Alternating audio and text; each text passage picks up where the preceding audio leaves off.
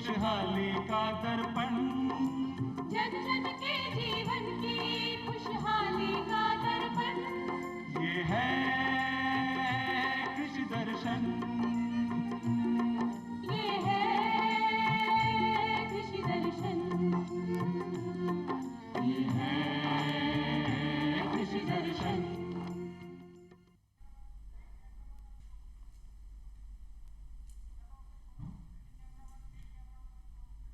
कृषि दर्शन कार्यक्रम में एक बार फिर आप सभी का स्वागत है।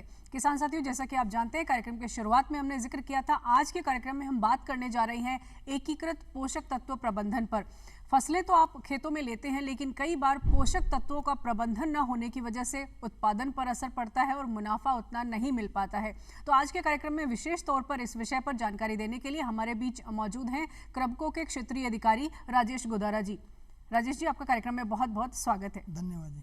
किसान साथियों, अगर आप भी पोषक तत्व प्रबंधन से जुड़ी कोई जानकारी कार्यक्रम में लेना चाहते हैं तो हमें फ़ोन कर सकते हैं। हमारे फ़ोन नंबर है 2704-999, दूसरा हमारा फ़ोन नंबर है 2704-098 और जयपुर का STD कोड है 0141। तो राजेश जी, सबसे पहले तो मैं यही जानना चाहूँगी कि पोषक तत्व प्रबंधन को कैसे समझें हम, क्योंकि किसान साथी कई बार खाद भी डालते हैं, जो भी उन्हें ज़रूरी लगता है पोषक तत्व उनका भी वो उपयोग करते हैं, लेकिन पोषक तत्व प्रबंधन क्या है? जी, किसान साथियों नमस्कार। पोषक तत्व प्रबंधन से हमारा अभिप्राय है कि आज तक हम ज़्यादा DAP और यूरिया पर ही हमारा ध्यान फोकस कर रहे हैं। आवश्यक 17 तत्वों की पूर्ति के लिए हमें कार्बनिक स्रोत, अकार्बनिक स्रोत और जो हमारे जैविक स्रोत हैं उनको सभी को संतुलित रूप से इस प्रकार काम में लेना है कि हमारी मृदा की उर्वरा शक्ति बढ़े, हमारे उत्पादन में वृद्धि हो और लागत में कमी हो। क्योंकि हम देख रहे हैं कि हमारी खेती के अंदर जो 50% है लागत, वो हमारी उर्वरकों पर आ रही है। तो उर्वरकों की फर्टिलाइजर यूज एफिशिएंसी भी बढ़े, इसके लिए हमें सभी तत्वों को इस प्रकार काम में लेना है कि हमारी उर्वरा शक्ति भी बढ़े मृदा की और हमारा उत्पादन भी बढ़े। जी, आपने पोषक तत्वों की बात की कि हम जो भी परसेंटेज है इसका इस्तेमाल करने का वो बहुत कम है, तो प्रदेश में हम क्या स्थिति देखते हैं कि पोषक तत्व प्रबंधन के प्रति किसान जागरूक हैं या नहीं, खासतौर पर राजस्थान के बारे में बात जी, जैसा कि आपने शुरू में बात की थी कि हम यूरिया DAP पे डिपेंड है। जब हम मृदा स्वास्थ्य कार्ड देखते हैं तो सबसे पहले हमारा जो है ऑर्गेनिक मैटर, जैविक कार्बन के बारे में हमें बात करनी पड़ेगी। सामान्य मृदा में जैविक कार्बन स्तर 0.5 से 0.75% होना चाहिए, लेकिन हम देखते हैं कि हमारे प्रदेश के अंदर जैविक कार्बन स्तर बहुत ही डाउन है, 0.2% से 0.3% है। जब तक जैविक कार्बन का स्तर मेंटेन नहीं होगा तो पोषक तत्व उपलब्ध होते हुए भी हमारे पौधों को नहीं मिल पाएगा। इसलिए हमें सबसे पहले जैविक कार्बन स्तर पे ध्यान देना है। इस स्तर को हम कैसे मेंटेन कर सकते हैं अगर किसान साथी, क्योंकि हर बार वो मिट्टी पानी की जांच भी कई बार करवाते हैं और उनके अनुसार जो सिफारिश की जाती है वो पोषक तत्वों का इस्तेमाल भी करते हैं, लेकिन बावजूद इसके ऑर्गेनिक जो लेवल है कार्बन का वो नहीं मेंटेन रह पा रहा है, तो उसके लिए क्या करें? जी बिल्कुल, रासायनिक उर्वरकों के आने से उत्पादन में तो निश्चित रूप से वृद्धि हुई है। हम प्राचीन समय में देखते थे कि गोबर की खाद है या कार्बनिक पदार्थ जितने भी हमारे जमीन में काम में लिए जाते थे, लेकिन अब सिर्फ रासायनिक खेती हो रही है, हम उर्वरकों पर डिपेंड हो गए। हमें आवश्यक रहेगा कि हम गोबर की खाद है, कंपोस्ट है, वर्मी कंपोस्ट है, फसलों के अवशेष हैं जिन्हें हमारे किसान भाई जला रहे हैं, उनको जलाने की बजाय खेत में मिलाना पड़ेगा, और हरी खाद है, इन सब का उपयोग हमें जो है वो करना पड़ेगा। राजेश जी, एक बात मेरे जहन में आती है कि किसान साथी अक्सर गोबर की खाद का इस्तेमाल तो करते ही हैं, लेकिन कई बार ऐसा होता है कि खेत में डाल दी खाद, लेकिन वो लंबे समय तक खेत में पड़ी रहती है और कई बार सूख भी जाती है, तो ऐसी स्थिति क्या फायदेमंद होती है या कोई नुकसान होता है इसका? बिल्कुल, जो हमारे किसान साथी आप बता रहे हो इस प्रैक्टिस से ही ज्यादा काम में ले रहे हैं, वो फायदे की बजाय नुकसान ज्यादा कर रही है। देखिए, हमारा क्या है कि गोबर की खाद के अंदर 75% भाग जो वो ठोस होना चाहिए और 25% भाग उसमें नमी होनी चाहिए, क्योंकि जितने भी पोषक तत्व है वो घुलनशील अवस्था में ही पौधों को प्राप्त होते हैं। आप देखेंगे कि ठोस भाग में फास्फोरस पूरा पाया जाता है, जो नमी है उसमें 50% और ठोस में 50% नाइट्रोजन और पोटास पाया जाता है। जैसे ही वो सूखता है तो वो जो नाइट्रोजन और पोटास की जो है वो हानि हो जाती है। इसके अलावा हम देखते हैं वो पूर्णतया सड़ा गला नहीं होता है, डिकम्पोज नहीं होता है। डिकम्पोज नहीं होने के कारण उसमें क्या होता है, दीमक का प्रकोप ज़्यादा बढ़ता है, क्योंकि दीमक का जो मुख्य भोजन है वो अपने कच्ची खाद है। कच्ची खाद आते ही दीमक का प्रकोप होता है। इसके अलावा हम बात करेंगे जैसे खरपतवार के बीज है, कई बार पशुओं के पेट से अपच जो अनाज है वो सीधा बाहर आता है, वो भी अंकुरित होता है, तो उससे हमें फायदे की बजाय हानि जाती तो कहने का मतलब ये कि ये जो परंपरागत तरीके से खाद का इस्तेमाल कर रहे हैं, अनजाने में ये गलती हो रही है, लेकिन इसका नुकसान बहुत ज्यादा हो रहा है। तो किसान साथियों, बहुत अहम जानकारी राजेश जी दे रहे हैं कि अगर आप गोबर की खाद को इस्तेमाल करने का पुराना तरीका अगर आप काम में ले रहे हैं, तो हो सकता है आपकी जमीन जो है खेत की, वो भी इससे प्रभावित होगी और उत्पादन तो जाहिर सी बात है कम होगा ही। तो इसको सुधारने के लिए क्या किया जाए? इसको सुधारने के लिए जैसे आप देख रहे हैं, कंपोस्ट, उसी FYM से हम कंपोस्ट तैयार कर सकते हैं। आप देख रहे हैं कि स्वच्छ भारत मिशन के तहत जो हमारा शहर से कूड़ा करकट इकट्ठा किया जाता है, ये एक स्थान पर इकट्ठा होता है। वहां पर इकट्ठा होने के बाद कंपोस्ट बनाने के लिए क्या किया जाता है, उसको 2 भागों में बांटा जाता है, एक गलने वाला और एक नहीं गलने वाला। गलने वाले के अंदर वैज्ञानिक विधि से उसको डिकम्पोज किया जाता है। डिकम्पोज करने के बाद उसको छलनी से छालकर 4 mm की महीन साइज में कंपोस्ट के रूप में किसानों को दिया जाता है। हम फील्ड के अंदर जब जा रहे हैं, फील्ड के अंदर देख रहे हैं कि किसान भाई इसका प्रयोग भी कर रहे हैं और इससे लाभान्वित होने के साथ साथ इसके प्रयोग को बढ़ा रहे हैं। तो उस कंपोस्ट की तरह ही हमें जो FYM का वो तैयार करना है। इसी तरह वर्मी कंपोस्ट है, केंचुए की खाद के द्वारा केंचुओं को अवशिष्ट के रूप में जो खाद तैयार होती है, बिल्कुल, वो वर्मी कंपोस्ट की खाद है। ये तो हमारे थे। अब देख रहे हो आप कि जितने फसल के अवशेष है, वो हमारे लिए एक बहुमूल्य सामग्री है। हमारे किसान भाई क्या कर रहे हैं कि उस फसल अवशेष को खेत में जला देते हैं। उसको जलाने से हमें 2 तरह के नुकसान होते हैं। पहला नुकसान तो जो हमारे लाभदायक जीवाणु थे जो फसल के लिए आवश्यक थे, वो नष्ट हो जाते हैं। दूसरा, जो हमने खेत के अंदर पोषक तत्व दिए थे उस फसल को, वो सारे उस फसल के अंदर विद्यमान है। यदि हम उसको जमीन के अंदर मिलाएंगे अच्छी तरीके से, डीकम्पोजर की सहायता से उसको डीकम्पोज भी कर सकते हैं, तो हमें पोषक तत्व भी प्राप्त होंगे और हमें ऑर्गेनिक मैटर, जैविक कार्बन भी हमारे जमीन का जो है वो सुधरेगा। बहुत अहम जानकारी राजेश जी दे रहे हैं। एक बात और मुझे समझनी है कि जैसे पोषक तत्व प्रबंधन करना तो चाहते हैं, लेकिन मिट्टी और पानी की जांच के बाद ये काम शुरू होता है, क्योंकि मिट्टी पानी की जांच के बाद ही खेत में फसल ली जा सकती है जिससे अच्छा उत्पादन हो। तो किस स्तर से पोषक तत्व प्रबंधन शुरू करें? फसल की कौन सी अवस्था से प्रबंधन शुरू किया जाए? इसके लिए हमें आवश्यक है कि हम फसल की बिजाई से पूर्व मिट्टी की जांच अवश्य करें। हमारे किसान साथी मिट्टी की जांच तो करवाते हैं, परंतु उसको आगे के स्तर तक नहीं ले जा रहे हैं। जब तक हम मिट्टी की जांच नहीं करवाएंगे तो हम कह नहीं सकते कि हमारी जमीन में कौन सा पोषक तत्व प्राप्य अवस्था में, उपलब्ध रूप में है और हमारे ऑर्गेनिक कार्बन का लेवल क्या है।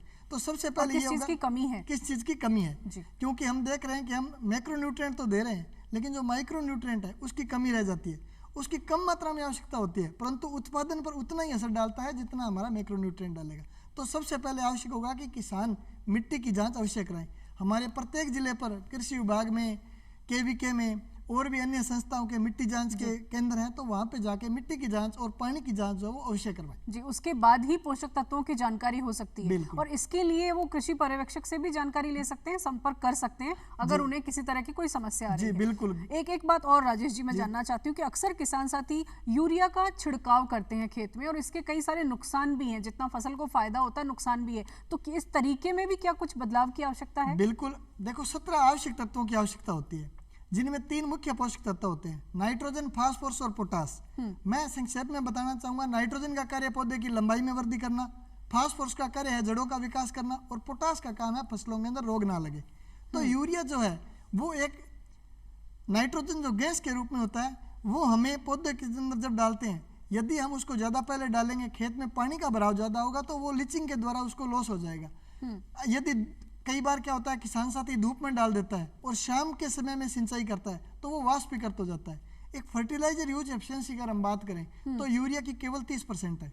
उस 30% को बढ़ाने के लिए हमें क्या करना होगा, हमें यूरिया कम मात्रा में और अधिक बार में जो है वो फसल को देना होगा। तो उसके लिए छिड़काव की आवश्यकता नहीं। छिड़काव से दे सकते हैं। हम छिड़काव की यदि बात करें तो जो फास्फोरस है, हमारा फॉस्फेटिक फर्टिलाइजर को हमें छिड़काव के द्वारा नहीं देना है। हमारे क्षेत्र के अंदर, हमारे प्रदेश के अंदर अधिकांश किसान भाई फास्फेटिक फर्टिलाइजर को छिड़काव के द्वारा दे रहे हैं और फसल की बिजाई के बाद में 30 से 35 दिन बाद में छिड़काव कर रहे हैं। मैं किसान साथियों को बताना चाहता हूं, जितना हमारा नाइट्रोजन गतिशील है उसके उतना ही विपरीत जो फास्फोरस है वो अगतिशील है। वो जमीन में तभी काम करेगा जब हम उसकी बिजाई करेंगे।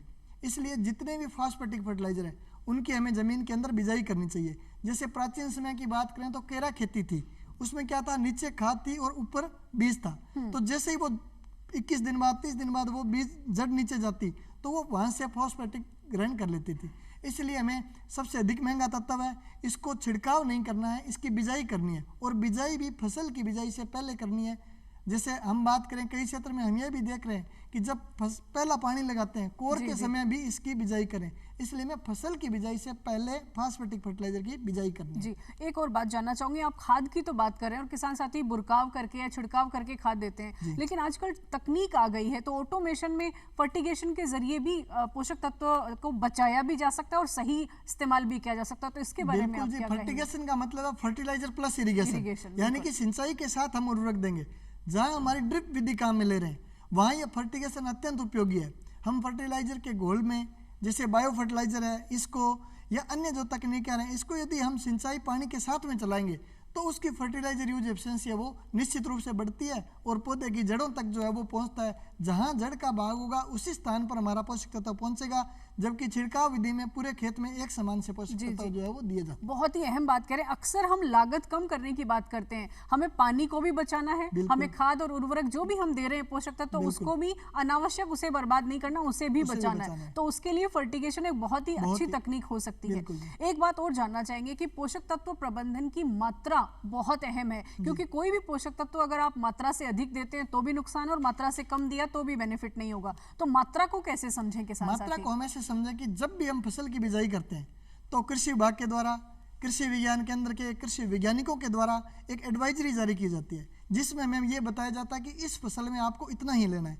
उदाहरण के तौर पर यदि हम अब कपास की बिजाई चल रही है, कपास में बात करें, फॉस्फेटिक फर्टिलाइजर की बात करें, पोटास की बात करें, तो उसके अंदर हमें 60 किलो एसएसपी देना है प्रति बीघा, और यदि हम उसके अंदर उसकी जगह डीएपी दे रहे हैं तो 22 किलो डीएपी देना है। तो उसी आधार पे ही हमें देना है। जबकि जैसे बात करें ज्यादा कम की, नाइट्रोजन की डिमांड है, हम नाइट्रोजन की मांग से ज्यादा नाइट्रोजन देंगे तो फसल बढ़वार ज्यादा करेगी, तो फसल के गिरने की समस्या आएगी। कई फसलों में नाइट्रोजन की अधिकता से कीटों का प्रकोप बढ़ता है। गन्ने की बात करें तो पायरिला का प्रकोप बढ़ जाता है। कॉटन की बात करें तो व्हाइट फ्लाई का प्रकोप अधिक नाइट्रोजन से बढ़ जाता है। एक एंटागोनिस्टिक प्रभाव भी जमीन के अंदर होता है। एक तत्व की मात्रा ज्यादा होने पर दूसरा तत्व उपलब्ध होते हुए भी पौधों को नहीं मिलेगा। जैसे हमारी जमीनों में हम बात करें 50% मृदाओं में जिंक की कमी पाई जाती है। हमारे किसान साथी जिंक दे भी रहे हैं परंतु वो पौधे को उपलब्ध नहीं हो पाती है। उसका कारण है फास्फोरस का अधिक उपयोग। जमीन में जैसे ही फास्फोरस अधिक होगा जिंक की उपलब्धता में कमी हो जाएगी। इस तरह ये तत्व एक दूसरे से जुड़े होते हैं। इसलिए हमें किसान भाइयों को, वैज्ञानिकों की सलाह इसलिए माननी आवश्यक है कि वो प्रयोग के तौर पर हमें बताते हैं कि किस तत्व को कितनी मात्रा में सामंजस्य के रूप में देना है। बहुत ही अहम जानकारी आपने दी। जैसे कि बच्चे के लिए अगर डॉक्टर कोई दवाई रिकमेंड करता है कि इतनी ml दवाई देनी है तो 19-20 भी नहीं कर सकते उसमें, क्योंकि 19-20 भी किया तो भी नुकसान हो सकता है। तो किसान साथियों बहुत अहम जानकारी राजेश जी दे रहे हैं कि आपको जो पोषक तत्व देना है अपनी फसल में उसकी मात्रा को विशेष रूप से ध्यान रखें। जो परंपरागत तरीका उसमें कई बार क्या करते हैं ज्यादा मात्रा का इस्तेमाल कर लेते हैं और उससे नुकसान होता है। एक और बात मेरे जहन में आ रही है कि किसान साथी पोषक तत्व प्रबंधन करना तो चाहते हैं लेकिन कई किसान साथी ये नहीं समझ पाते हैं कि रासायनिक तरीका ठीक है या ऑर्गेनिक तरीका ठीक है। तो कौन सा फसल के लिए ज्यादा फायदेमंद होगा और खासकर पर्यावरण के लिए भी? देखिए, मैं इसमें यह कहना चाहता हूं कि उत्पादन जो बढ़ा है वो निश्चित रूप से रासायनिक उर्वरकों के कारण बढ़ा है। हरित क्रांति के अंदर सबसे महत्वपूर्ण योगदान जो रासायनिक उर्वरकों का था, लेकिन हमने क्या किया, हमने अंधाधुंध उपयोग करना स्टार्ट कर दिया। जैसे हम खाद्यान्न फसलों की बात करें तो उसमें नाइट्रोजन, फास्फोरस और पोटास का जो अनुपात है वो 3:2:1 रखना पड़ेगा। दलहनी फसलों में 1:2:1 रखना चाहिए। इसी अनुपात में यदि हम मृदा में उर्वरक दें, लेकिन होता क्या है कि दोनों की अलग अलग कैपेसिटी है। बिल्कुल, जब हम उर्वरक देते हैं तो पौधा तुरंत ग्रहण करता है और तुरंत हमें परिणाम मिलता है। लेकिन कई तत्व ऐसे होते हैं जैसे फसल को रेगुलर सप्लाई की आवश्यकता होती है, फसल के जर्मिनेशन से लेकर के उत्पादन प्रोडक्शन तक चाहिए। तो यदि हम जमीन में कार्बनिक और अकार्बनिक दोनों साथ रखेंगे तो हमें फसल को निश्चित रूप से लाभ होगा। जिस समय अधिकांश उर्वरक की आवश्यकता होगी तो रासायनिक तत्वों से लेगा, और स्लो रिलीज फर्टिलाइजर है जैसे हम ऑर्गेनिक है उनसे धीरे धीरे जो पौधा अपना पोषक तत्व लेता रहेगा। जी जी। और किसान साथी खुद भी कंपोस्ट तैयार कर सकते हैं। इससे किसान साथी, जैसे कि हम प्रधानमंत्री जी हमारे अक्सर आय के स्रोत ज्यादा तलाशने की या विकल्प ज्यादा तलाशने की बात करते हैं, आमदनी बढ़ाने की बात करते हैं, तो किसान साथी अगर खुद कंपोस्ट तैयार करते हैं तो पोषक तत्वों का प्रबंधन भी कर सकते हैं और दूसरे किसान साथियों की मदद भी कर सकते हैं। आप क्या कहेंगे? हम इसमें ये कहेंगे जी, बिल्कुल आप देखेंगे किसान साथियों कि आपके पास वो सारा मटेरियल तैयार है जो कंपोस्ट बनाने के लिए तैयार किया जाता है। आपके पास गोबर की खाद है, फसलों के अवशेष है, बस हमें एक थोड़ा सा एक तरीके में सुधार करना होगा। जैसे कंपोस्ट बनाने की अलग अलग विधियाँ हैं, जिसमें गोबर की खाद को उसके अंदर डाल करके हमारे पशुओं के मल मूत्र को भी उसमें डाल सकते हैं। उससे एक तो उसके अंदर नमी बनी रहेगी, दूसरा एक शानदार किस्म का कंपोस्ट जो है वो तैयार होगा, और उस बेहतरीन कंपोस्ट से हमारी फसल में उस FYM को ही हम कंपोस्ट की परिभाषा दे सकते हैं। जी जी। बायो फर्टिलाइजर के बारे में भी जानना चाहेंगे, किसान साथी बायो फर्टिलाइजर भी यूज कर सकते हैं और कितना फायदेमंद है? हमने फील्ड से जो एक्सपीरियंस लिया है, जो किसानों के हमें एक्सपीरियंस मिले, उसमें हमने देखा है, मेरे हिसाब से आज की आवश्यकता है बायो फर्टिलाइजर। बायो फर्टिलाइजर क्या है? वास्तव में वो जीवाणु ही है जो मृदा में जा करके एक्टिव होकर कार्य करते हैं। जैसे हम बात कर रहे हैं कि मृदा में फास्फोरस है, पोटास है, नाइट्रोजन है, लेकिन प्राप्य अवस्था में नहीं है, उसको घुलनशील बना करके प्राप्य अवस्था में लाने का काम बायो फर्टिलाइजर करते हैं। बायो फर्टिलाइजर आजकल लिक्विड फॉर्म में भी आ रहा है। इसके 1 ml में लगभग 10,000 करोड़ जीवाणु होते हैं। अलग अलग स्ट्रेन के बायो फर्टिलाइजर आ रहे हैं। जैसे मैं नाइट्रोजन की बात करूं तो राइजोबियम है, एजोटोबैक्टर है, एसिटोबैक्टर है, फास्फोर सोल्युबलाइजिंग बैक्टीरिया है, जिंक सोल्युबलाइजिंग बैक्टीरिया है, पोटास मोबिलाइजिंग बैक्टीरिया है, और आजकल तो नाइट्रोजन फास्फोर पोटास का कॉम्बिनेशन भी आ रहा है जी, जिसको हम मल्टीप्लाई भी कर सकते हैं और घर पे भी उसको मल्टीप्लाई करके खेत में दे रहे हैं। हमने देखा है जिन लोगों ने बायो फर्टिलाइजर दिया है, क्योंकि बायो फर्टिलाइजर आज देंगे तो वो आगे भी काम करेगा और जीवाणुओं की संख्या में भी वृद्धि करेगा। तो ऑर्गेनिक के साथ मिला करके, जैसे हम गोबर की खाद है, कंपोस्ट के साथ मिला करके अगर बायो फर्टिलाइजर को काम में लिया जाए तो बहुत ही बेहतरीन परिणाम जो वो हमें मिल रहे हैं। और नैनो यूरिया का क्या फायदा होगा? नैनो यूरिया भी किसान साथी इस्तेमाल बिल्कुल जी, जैसा कि आप देख रहे हैं कि फर्टिलाइजर के दाम दिन प्रतिदिन बढ़ते जा रहे हैं और हमारे मांग भी उसी अनुपात में हमारी मांग भी बढ़ती जा रही है। तो आज की आवश्यकता को देखते हुए इफ्को द्वारा एक आविष्कार किया गया नैनो यूरिया, जिसमें यूरिया को एक नैनो टेक्निक के द्वारा बांट करके एक नैनो यूरिया के अंदर बोतल के रूप में किसानों को दी जा रही है। हम देख रहे हैं कि बहुत ज़्यादा राशि जो है वो एक सब्सिडी के रूप में जा रही है। यदि उसका हमें अल्टरनेटिव देखना है तो जो वो है नैनो यूरिया आने वाले समय में किसानों में लोकप्रिय भी होगा और इसकी जो लोकप्रियता बढ़ने के साथ साथ हमें एक नाइट्रोजन जो है और फास्फोरस जो है उसके पोषक तत्व के रूप में नैनो यूरिया और नैनो DAP मिलेंगे। जी जी। एक बात मेरे जहन में आती है कि इतने सारे प्रबंधन को समझना कहीं ना कहीं तकनीक है ये, क्योंकि कोई भी बिजनेस करते हैं तो पूरी मैनेजमेंट टेक्निक उसकी समझनी होती है, तब जाके बिजनेस में मुनाफा होता है। तो कृषि भी आज के दौर में एक व्यवसाय बन गया है। तो प्रशिक्षण की कितनी आवश्यकता होती है और प्रशिक्षण के लिए किसान साथी और खासकर कृषकों की क्या भूमिका रहती है? किस तरह से आप उन्हें लाभ पहुंचाते हैं? देखिए, हमारी कृषकों की जो लाभ पहुंचाने का ध्येय है उसमें हम ग्राम सेवा सहकारी समितियों, क्रय विक्रय सहकारी समितियों के मार्फत कार्य करते हैं। हमारी समितियों के जो व्यवस्थापक है वो गांव में किसानों से डायरेक्ट जुड़े हुए हैं। तो हमारा एक छोटा सा प्रयास है कि हमारी जो भी आइटम या जो भी उत्पाद समिति पर पहुंचे तो सबसे पहले किसान को और उस व्यवस्थापक साथी को ये अवश्य मालूम होना चाहिए कि इसको किस प्रकार काम में लेना है। इसके लिए हमारे व्यवस्थापक बंधु रात दिन लगे हुए हैं किसानों को प्रशिक्षण करने में। इसके अलावा हम भी हमारे साथ कृषि अधिकारियों के सहयोग से कृषि वैज्ञानिकों को साथ लेकर गांव-गांव में किसान सभा करते हैं और हमारा उद्देश्य रहता है कि प्रत्येक साल एक गांव में एक सभा की जाए। तो मेरा किसान साथियों से एक विशेष अनुरोध है कि जब भी आपके गांव में किसान सभा हो उसके अंदर आप अवश्य आएँ, अपनी विचार रखें, क्योंकि वो गोष्ठियाँ बड़ी फायदेमंद है। आज जो टेक्निक आ रही है उसको किस प्रकार काम में लेना है, जैसे मैंने आपको पहले बताया कि DAP का बैग 1350 रुपये का है और आप ऊपर से छिड़क रहे हैं, उसका कोई भी हमें फायदा नहीं है। इसी तरह वो पैसा बर्बाद हो रहा है, लागत बढ़ रही है। एक उदाहरण के तौर पे मैं समझें तो जैसे एक जग है, उसके अंदर हम कोई सॉल्यूशन घोल के सिर पे रखेंगे तो वो जीभ पे आने पे बहुत समय लगेगा। वही चीज़ फास्ट DAP के अंदर इस तरह हम किसानों को उनकी भाषा में समझाने का प्रयास करते हैं। एक कृषकों का प्रयास हो रहता है कि हम गाँव में डेमोस्ट्रेशन लगाएं। जैसे डेमोस्ट्रेशन बात करें आज के टॉपिक पे लगाएं, इंटीग्रेटेड न्यूट्रिएंट मैनेजमेंट पे लगाएं, समन्वित पोषक तत्व प्रबंधन। तो हम एक फसल के अंदर एक फिक्स एरिया में हमारा डेमोस्ट्रेशन लगाएंगे, बाकी परंपरागत खेती किसान करेगा। उसके बाद में जो भी रिजल्ट उस डेमोस्ट्रेशन से प्राप्त हुए तो गांव में किसानों को इकट्ठा करके समझाएंगे कि इस किसान साथी ने ये काम किया था तो हमारी लागत में भी कमी आई और हमारा उत्पादन में भी वृद्धि हुई है। देखकर भी सीख सकते हैं। देखकर भी जाते जाते आपसे टिप्स लेना चाहेंगे कि जो किसान साथी पोषक तत्व प्रबंधन अपनाना चाहते हैं तो इस वीक में वो कौन कौन से काम कर सकते हैं? इस वीक में जैसे अब खरीफ की बिजाई शुरू होगी, कपास की बिजाई शुरू हो चुकी है, तो सबसे पहले मिट्टी की जांच करवाएं। मिट्टी की जांच करवाने के बाद उसमें जैविक कार्बन का स्तर देखें, मृदा का pH मान है वो देखें। अगर pH मान ज़्यादा है तो उसको कम करने का प्रयास करें, उसके लिए जिप्सम डाल सकते हैं।